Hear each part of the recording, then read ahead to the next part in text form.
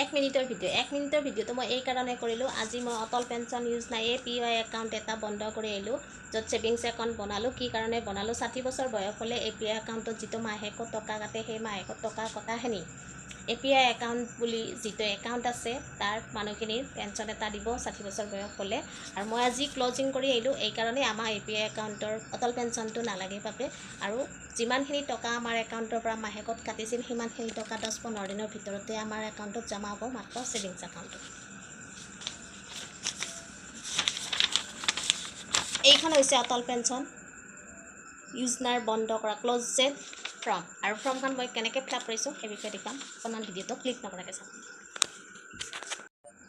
অটল pension যোজনা APY account ক্লজাৰ form, ভলেণ্টাৰী exit. আৰু ইয়াতে bank name লিখিব লাগিব, ব্ৰাঞ্চ নেম লিখিব লাগিব, আৰু 2 নম্বৰ এইটো টিক চিন দিব লাগিব, ভলেণ্টাৰীত এক্সিট, কাৰণ আমাক যিটোকে নালাগে সেইবাবে। লগতে ইয়াতে প্ৰাণ নম্বৰ দিব লাগিব, প্ৰাণ নম্বৰ য'ত একাউণ্টতে থাকে প্ৰাণ নম্বৰটো লিখি দিব লাগিব। প্ৰাণ হোল্ডাৰ নেম, যিটো মানুহৰ একাউণ্টৰ নাম আছিল সেই মানুহজনৰ নাম ইয়াতে লিখিব লাগিব।